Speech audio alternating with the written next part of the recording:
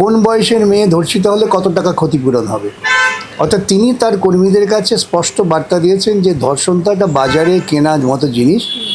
তুমি যেমন দোকানে গেলে পরে বেশি টাকা দিয়ে বেশি মদ কিনতে পারো, অল্প টাকা দিয়ে মদ কিনতে পারো, ওটাই তো রাজস্ব ওদের উপায়ের একমাত্র সোর্স।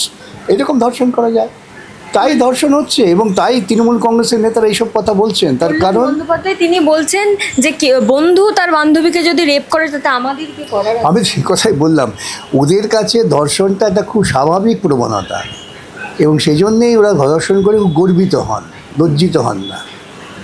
মুখে বলবেন যে না ঠিক হয়নি, কিন্তু এই কিন্তু বলার মধ্য দিয়ে প্রশ্রয় আসে।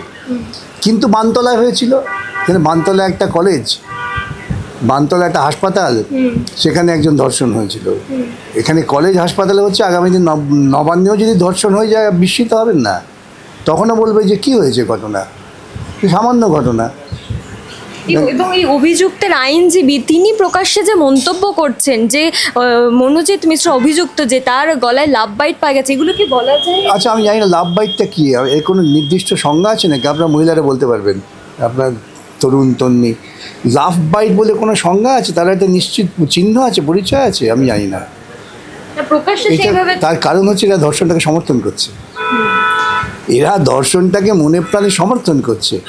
আজকে মানুষের ক্ষোভ হয়েছে বলেই খানিকটা ভয় পেয়ে পিছু হটিয়ে এই সমস্ত কথাবার্তা বলছেন। ধর্ষণে প্রাণিত একটি দল, তা হচ্ছে তৃণমূল কংগ্রেস, যারা মনুবাদী চিন্তা চেতনাকে লালন পালন করে।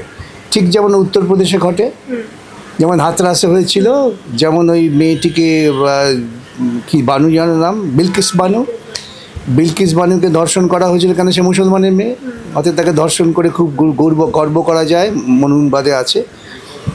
তাদের সাজা হয়েছিল, কিন্তু বিজেপি সরকার তাদের মুক্ত করে দিলেন আইনের অপব্যবহার করে। মুক্ত করে দিয়ে ঢাক ঢোল পিটিয়ে সভা করলেন, লাড্ডু খাওয়ালেন, আর কি বললেন, যেটা উচ্চবর্ণের ব্রাহ্মণরা ধর্ষণ করতে পারে না। ওই মনুবাদী কালচারটাকে পশ্চিমবঙ্গের বুকে মমতা খুব সূক্ষ্মভাবে প্রয়োগ করেছে। আর স্যার, এই এসএসসির যে নতুন বিজ্ঞপ্তি, সেই বিজ্ঞপ্তি নিয়েও একেবারে কলকাতা হাইকোর্টের প্রশ্নের মুখে রাজ্য। দেখুন, আমি হয়তো জানি না, আগে আপনার চ্যানেলে বলেছিলাম যে রাজ্য সরকার স্থায়ী নিয়োগ করার মতো কোনো ক্ষমতা নেই। স্থায়ী নিয়োগ করতে গেলে পরে যে আর্থিক দায়বদ্ধতা নিতে হয়, সেটা রাজ্য সরকারের ক্ষমতা নেই। কেন রাজ্য সরকার যা রাজস্ব হয় তা ওই নাচ গান খেলা মেলা, দুর্গাপুজো, কার্তিক পুজো, শীতলা পুজো, যীশুখ্রিস্ট পুজো, আল্লাহ পুজো, এইসব করে নষ্ট করেছেন। এখন নেই টাকা, ভাড়া শূন্য, ধারের ওপর চলছেন। কেন ওরা পার্মানেন্ট নিয়োগ করতে যাবে? সেই জন্যই সমস্ত প্রক্রিয়ার মধ্যে ওরা ইচ্ছে করেই আইনি জটিলতা তৈরি করে রাখেন। আর আরেকটা যে বিষয়, এই মুহূর্তে আরও একটা ধর্ষণের মামলা হাইকোর্টে চলছে। কার্তিক মহারাজের যে মামলাটা, যেটা বলা হচ্ছে 2013 সালের ঘটনা, কেন এখন বলা হবে, এই নিয়ে যে বিতর্ক সৃষ্টি হয়েছে, কি মনে হয় যে এটা কি সত্যি মানে কোনোভাবে সাজানো ঘটনা মনে হচ্ছে কি? দেখুন, সাজানো ঘটনা কি ঘটনা নয়, এটা ট্রায়াল করলে প্রমাণ হবে। কিন্তু এতদিন পরে করেছো বলে ধর্ষণটা কিন্তু বিধিবদ্ধ হয়ে যায় না। যে মহিলা ধর্ষিতা হয়েছেন তিনি কোন পরিস্থিতিতে ছিলেন, কেন বলতে পারেননি, সবটাই বিচার্য। কিন্তু আমাদের দেশে কি এই সমস্ত বাবারা যে ধর্ষণ করেন, এ নিয়ে তো কোনো বিতর্কের কারণ নেই। বাবা আশারাম কি নাম, তারপরে কি বাবা রাম রহিম, এরকম কত বাবা আছেন ভারতবর্ষে যারা সকলেই ধর্ষণের সঙ্গে যুক্ত। এখন তো দেখছি এই ভদ্রলোকের নাম জড়িয়ে পড়ছে, যদিও আগে আমাদের সন্দেহ প্রকাশ ছিল কি যেন ঈশা ফাউন্ডেশন নাকি। এটা কী করেন এরা? কৌশলে বিভিন্ন রকমভাবে কায়দা করে এদের প্রত্যেককে ধর্ষণ করে। তাহলে এই বিজেপি যখন আরজিকর নিয়ে তারা আওয়াজ তোলে, তারা যখন কসবা কাণ্ড নিয়ে আওয়াজ তোলে, তাহলে তো তাদের কার্তিক মহারাজকে নিয়ে আওয়াজ তোলে। বিজেপি আওয়াজ তুলবে কেন? বিজেপির আদর্শ, বললাম মনুবাদী আদর্শ। কি বলেছেন বিজেপির নেতা, মানে বিজেপির ধর্মগুরু নেতা ভাগবত, যে মেয়েদের কাজ হচ্ছে সন্তান উৎপাদন করা আর পুরুষের বিনোদন করা। এই তো ওদের নিদান। এই দর্শনের ওপর দাঁড়িয়েছে। মনুবাদ সংস্কৃতি পড়বেন, সেজন্যই যখন ছাত্ররা মনুবাদ সে আজাদি স্লোগান দেয়, ওদের গা চিরবির করে ওঠে। আর সেই বিজেপিরই কিছু আইনজীবী একেবারে প্রকাশ্যে যারা সংবাদ মাধ্যমে কথা বলেন, তারাই এই কার্তিক মহারাজের হয়ে লড়ছেন। এই না, আইনজীবী যে কারো হয়ে লড়তে পারেন, ওটা বড় কথা না। যে কোনো মানুষ যারা আইনের সাহায্য চাইবেন তাতে আইনজীবীরা লড়তে পারেন। তিনি কোন দল করেন এটা বিচার্য নয়।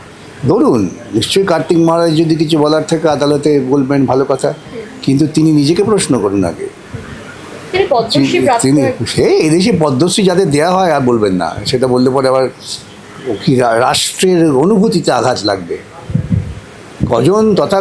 কজন যোগ্য লোককে পদ্মশ্রী পদ্মবিভূষণ দেওয়া হয়, কজনকে?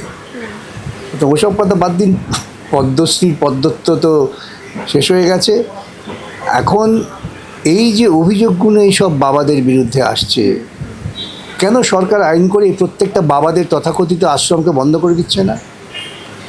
যে সমস্ত আশ্রমগুলো সাধারণভাবে এই সমস্ত নারী নির্যাতনের একটি কেন্দ্র, সেটা প্রশ্ন যে সরকার কেন ব্যবস্থা নিচ্ছেন না।